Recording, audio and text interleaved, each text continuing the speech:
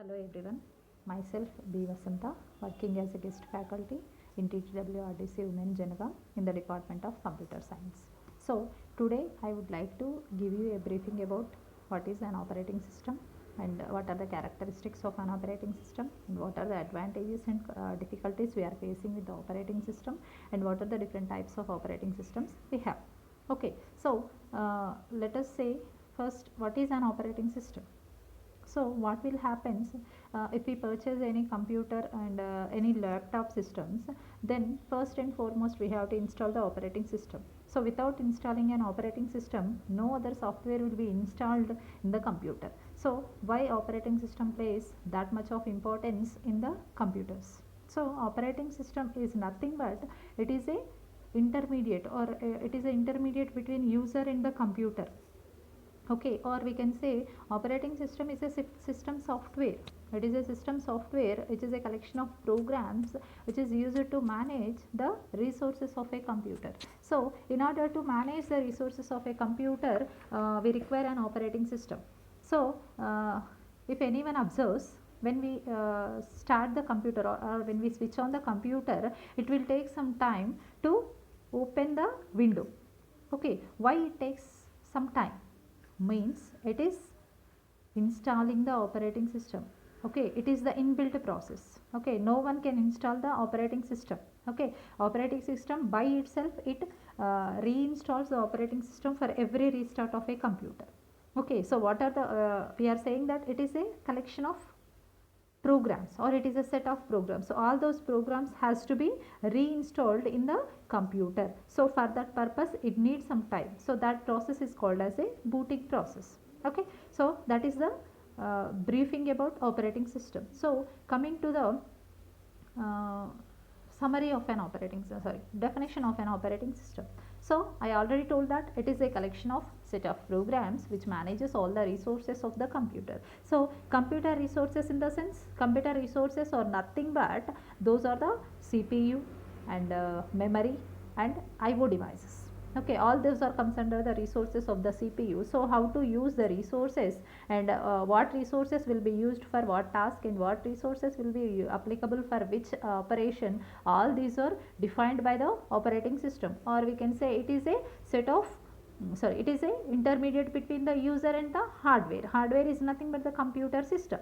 Okay, and this is the diagrammatic representation of an operating system. So see here, this is acts as a interface between user and the computer. Okay, so here the user and the computer and operating system works as an intermediate. So why it is works as an intermediate means user understands the language which is in the form of high level language. Okay, means the language which is understandable by the user, it not understandable by the computer. Why? Because computer knows only zeros and ones. That is called as low level language, or we can call it as a binary language. Okay, so the binary language format is not it is difficult to understand the user. Okay, I am not saying it is not understandable by the user. It can be understandable by the user, but it is having some difficulties. So the well knowledge person about the binary language only can write a syntax or write the request to the computer in the binary format. So it is not possible. It is it may be some complication to the normal users. So computer provides the environment for all the users. So user has know only the high level language and the computer understands only the binary language. Okay, so in order to convert the high level language into the low level language and low level language into the high level language, we use an operating system. Okay, so what are the characteristics of an operating system? So coming to the characteristics of an operating system,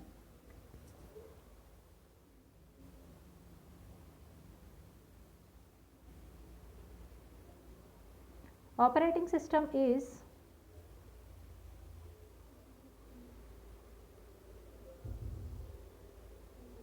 so operating system, the characteristics of an operating system are, first one is the scheduling. So scheduling in the sense, if we are having different tasks, multiple tasks, then which task has to be executed first and which task has to be handled by the CPU or whatever the computer, that will be decided by the operating system. And the next one is memory management, device management and file management. So memory management is nothing but which data has to be stored in the memory first, okay, and which device has to be used for a particular task. So memory management is nothing but which device data has to be stored in the memory in the first, means priority.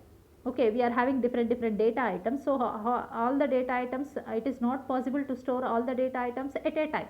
So one by one the data has to be allocated. So which data has to be allocated first and which data has to be allocated next, that will be decided by the operating system. And device management is nothing but which device is applicable, which device is used for which task. Okay, it is not possible to use a particular device for all the tasks. Okay, so which device is used for a particular task, and if the same device will be used for multiple tasks, then the priority will be assigned, means the scheduling criteria will be followed. Okay, and the next one is security. The very important is security will be provided by the operating system. And next is interact with the different softwares. So I first I told that operating system, without operating system it is not possible to install the other softwares. Okay, why? Because the operating system is the heart of a computer. So the operating system has the facility to interact with any type of software. Okay, not only a particular software, it is it is have the capability to interact with any type of software. Okay, so these are the characteristics of an operating system. So we have different types of scheduling criteria, means how the data will be scheduled. All these things are based on the algorithms. Okay, scheduling algorithms we have in the operating system, and we will discuss about those in later videos. Okay, and the next, what is the advantages of an operating system? So the first and foremost operating system advantage is it provides a GUI interface. GUI interface is nothing but graphical user interface. Graphical user interface in the sense, if we observe on the desktop, we have different types of menus and icons. All those are comes under the graphical user interface. Okay, it provides the GUI interface, GUI environment. So GUI environment is nothing but what are the applications or what are the softwares are available in the system that will be represented on the desktop in the form of menus and icons. That is the GUI interface. And also it allows to share the resources to some other users or some other systems. Okay, it is not applicable for a particular person or particular system, it will be shareable. Okay, the data, the resources will be shareable to the some other persons with the help of an operating system. And also by using this operating system, user can understand, user can know that what are the functionalities provided by an what are the functionalities provided by a computer. Okay, and the next very important advantage is it is very easy to use. Okay, we don't have to learn about the programming concepts to use in order to use an operating system, and no need to bother about the coding to use an operating system. It is eco-friendly environment. Okay, and what are the difficulties we are having? Not exactly the disadvantage, but we are having some difficulties while using the operating system. So what are those difficulties we are having? The first one is, if the operating system will be corrupted, then the entire system will make crash. Why? Because we are saying without operating system there is no computer, means the computer does not perform any task without an operating system. That's why I am saying that if the operating system, if we are getting any complexity with the operating system, then obviously the entire computer system will make crash. And next one is, I am saying that operating system performs multiple tasks, but not all the tasks. Multiple tasks I am saying, but not all the tasks which are given by the user. It performs only some tasks at a time. Okay, at a time it will perform some tasks. Okay, so not all the tasks, that will be considered as a difficulty by using an operating system. Okay, and what are the different types of operating systems we have? So operating systems, while discussing with the operating systems, we have different types of operating systems based on the time, and based on the resources they are having, and based on the memory they are having, and based on the requirements they are having. Based on these criteria, we are having different types of operating systems. Those are batch operating system, time sharing operating system, distributed operating system, network operating system, and real time operating system. Okay, and coming to the batch operating system. What is a batch operating system? Batch operating system is nothing but it specifies, we are saying that a batch is nothing but we are making a group. Okay, we are forming a group. So how we are forming a group, how we are making a batch? It is nothing but the similar kinds of tasks, whatever we are having multiple tasks. In those multiple tasks, which task is having the similarities? Okay, based on the programming concepts or based on the resources, whatever it may be, we can take any criteria. So based on a particular criteria, which task is having the similarities, those tasks will be formed as a single batch. Okay, so here operating system, what will do the operating system? It forms a batches based on the jobs or whatever the tasks we are having, whatever the similar tasks we are having, those tasks will be formed as a batch. Like that we may have more than one batches, and those batches will be sent to the CPU for processing. Okay, see here the diagram, I am showing the diagram here, that is batch operating system. We are having five different batches here we are having. For suppose if I take batch 1 deals with the C programming, and batch 2 deals with the C++, and batch 3 deals with again C, batch 4 and batch 5 deals with C++. So here we may form two batches. One is regarding the C programming, another one is regarding C++. Okay, so here what will do the operating system? It takes all the batches and it takes all the jobs. After that it forms as a batches.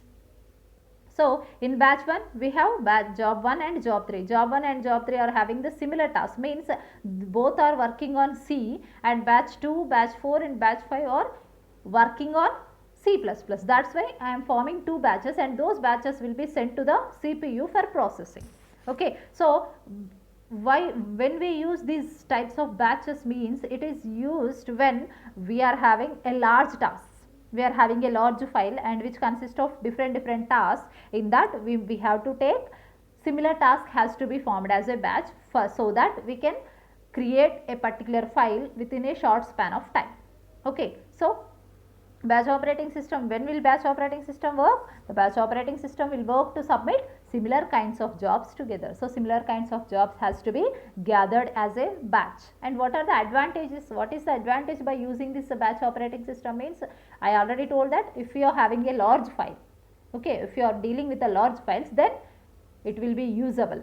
Okay, and next, what is the disadvantage of using this batch operating system?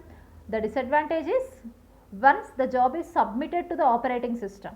Okay, once if we submitted the job to an operating system, and operating system, what will do the operating system? It makes as a batch. Okay, so once if we submit the operating job to the operating system, the user is not having any interaction with the computer. Okay, only one task we have to do, that is we have to submit the batch to the operating system or submit the job to the operating system. After submission, the user is not having any interaction with the operating system. Okay, so we don't have any access to change the task of a particular job. Okay, we don't have any permissions, we don't have any interaction. That's why that will be considered as somewhat disadvantage by using the batch operating system. And the next one is time sharing operating system. Time sharing, I am saying time sharing. Time sharing is nothing but we are dealing with the time sharing concept. Okay, dealing with the time sharing concept in the sense, if you are having different types of tasks, multiple tasks we are having, then each and every task is assigned, allocated with a particular time. Means in a particular time you have to complete the process. After that, after the time is completed, time out, then what we have to do? The second process has to be started. Okay, without any intimation. Why? Because we already told we are assigning some time. So within the time only you have to do the work. Okay, so time sharing is nothing but the entire CPU time will be shared among the processes, equally shared among the processes. Okay, see here. So this is the example. I am taking an example. I am taking a diagrammatic representation. We are having 6 different types of processes connected to the CPU, and each and every process is allocated for a fixed time slot, that is 10 seconds. Okay, so by using this fixed time slot, we have advantage as well as a disadvantage. So what is the advantage? Means if a particular process, if I take the process 1, the time is 10 seconds, but if the process is completed within a given time, means 10 seconds I am allocating, but it will be completed in 5 seconds only. Okay, it is completed in 5 seconds only. So what is the time we are having? We are saving 5 seconds of time. So the 5 seconds of time will be shared to the remaining processes. Okay, means the remaining processes time slot will be increased. When it is increased? When a particular process is completed his processing within the time. Okay, so 10 seconds, here we are having 10 seconds, but it is not taking 10 seconds, it is taking less time. So whatever the time saved for a particular process, that time will be shared to the remaining processes. Obviously then the remaining processes time slot will be increased. Okay, at the same time here, see here, there is no communication between the processes. Okay, so we have the problem of data communication. So here by using this time sharing operating system, we have the advantage, that is if the process of a task is completed, then the time between other tasks is increases. Why? Because the time will be shared to the remaining processes. Whatever the time saved for a particular process, that time will be shared to the remaining processes. Then obviously the remaining process time will be increased. But what is the disadvantage? There may be a problem of data communication. Okay, there is no communication between the processes. Means the first process, which devices will be used by the first process and which devices will be used by the second process, and what will be the outcome of the first process, this is not known to the remaining processes. Okay, there is a problem of data communication. Got it? And the third one is distributed operating system. So in a time sharing operating system, what I told the drawback, that is we don't have the communication, data communication problem. So in order to solve that problem, we are using the distributed operating system. So distributed operating system is nothing but whatever the how many computers we are having, all those computers for a particular network in a particular region, whatever the networks we are having, whatever the computers we are having, all those computers are interconnected with each other. Not directly communication, but they are interconnected with each other through the network. Okay, we are using a network, all the computers are connected to the particular network. Why they are connected to the network? For sharing their resources. Okay, means what the first computer, if you are having some 6 types of computers, then what are the functionalities of, what are the outcome of the first computer, and what are the resources of the first computer, all these are shareable to the remaining computers by using the distributed operating system. See here the diagram, all the computers, whatever the computers we are having, we have 4 types of computers, and those 4 types of computers are connected to the network, and whatever the problem or whatever the thing done in a particular computer, that will be known to the all the computers with the help of a network. Why? Because to the network all the computers are connected. That's why what will happens to a particular computer, that will be known to the remaining computers. Okay, then what is the advantage of using this computer? By using this operating system, means here we are having interconnection. Means if for a particular computer the work is over, okay, the work is over, then means that the particular computer is used overly.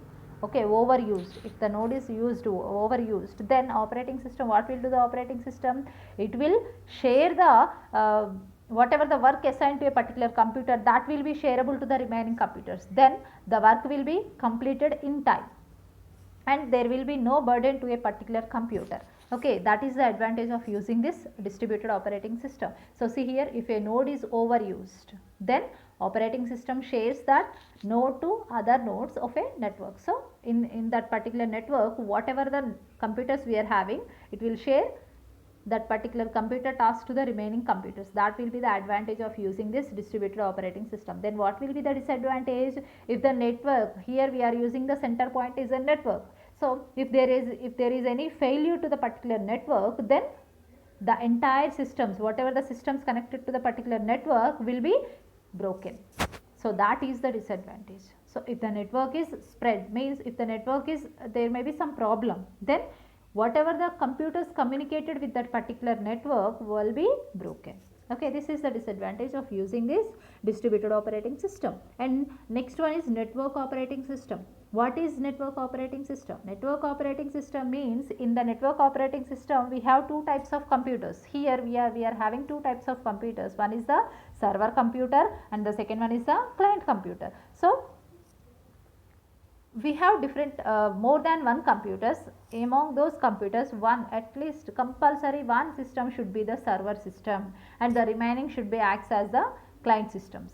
Okay, one system should be act as a server system and remaining may be the client systems. So here what is the connection between these two types of systems? So server system to a particular whatever the system we are saying, that is a server system, that server system, to that server system all the client systems will be connected. Okay, of this operating system have a server that connects many other client computers. So many other client computers or many other client systems are connected to the server. Okay, in order to provide the services to the client system, means here the client system sends the request to the server and server system sends the response to the particular client. Whatever the request sent by the client, that for that particular computer, server will send the response. Okay, so see here, here we are having four types of client systems and one server system. Here this server system provides storage, backup and security. So what do you mean by storage? Storage in the sense, these four client systems, whatever the task performed by the particular client system, all those data will be sent to the server. Means we have two copies of the data. One copy will be at the particular client system and another copy will be at the server system.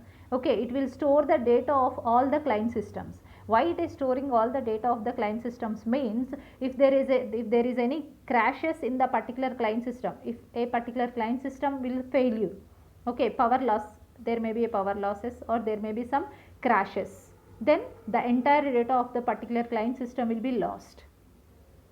Then what will do the server system after recovery of the particular client system? The server system resend the data, whatever the data of that particular client, that will be resended by the server, means that is the backup.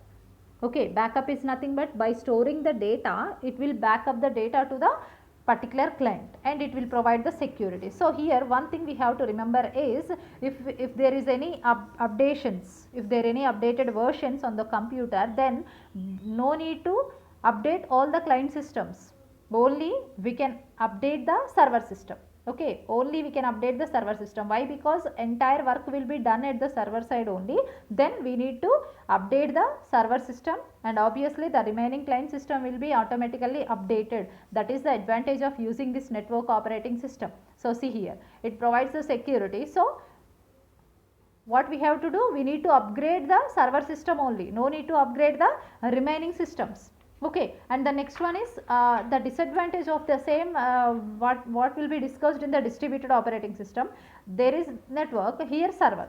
Okay, if the server is fails, if the server is corrupted or if the server is getting any problem, then obviously the remaining client system will be crashed. Okay, that is the disadvantage of using this network operating system. And the next one is a real-time operating system. So what is real-time operating system? Real-time operating system is when we require the quick response. Okay, when we require the quick response, then we will use the real-time operating system. So example is missile system. Okay, missile system is nothing but the missile launches, the missile has to be launched at a certain time, whatever the time fixed, at that time only the missile has to be launched.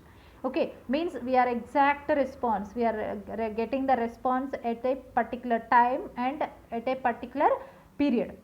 Okay, the quick response means if we send the request, then within some fraction of milliseconds we need to get the response. That is the real-time operating system. Okay, so in this real-time operating system, the CPU provides its maximum efforts to get the response. So here CPU has to work sharply.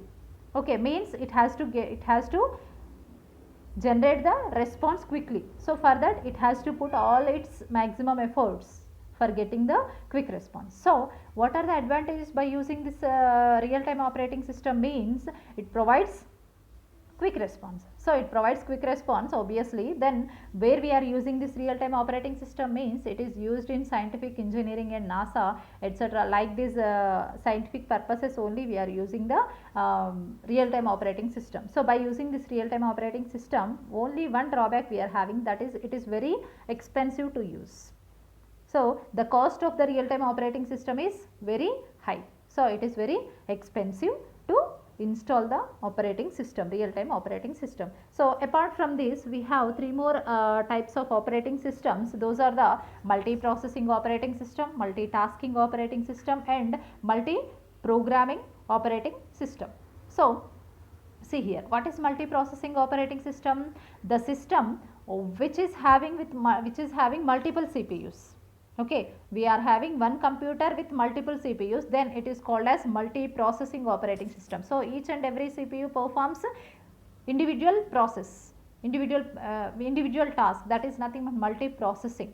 Okay, and the next one is multitasking operating system. So we can perform more than one task simultaneously without, means one task is not depends on the another task, means the execution of one task is not depends on the execution of another task, means after completion of one task only the second task has to be started. There is no restriction in multitasking operating system. So in multitasking operating system, more than one task are performed simultaneously without depending on the other tasks. Okay, and the last one is multi-programming operating system. So what is multi-programming operating system? In order to perform multiple tasks simultaneously, so each and every task has to use programming concept. Okay, so in order to implement in real world, it needs programming concept. Okay, so for individual tasks, for each and every task, we need different types of programming concepts. That is called as the multi-programming operating system. So to perform multiple tasks, we use different programming concepts. Okay, got it? So these are the this is the briefing about an operating system. So what is an operating system, and what are the advantages we are having, and what are the different types of operating systems we are having. So thank you for watching this video. Thank you one and all.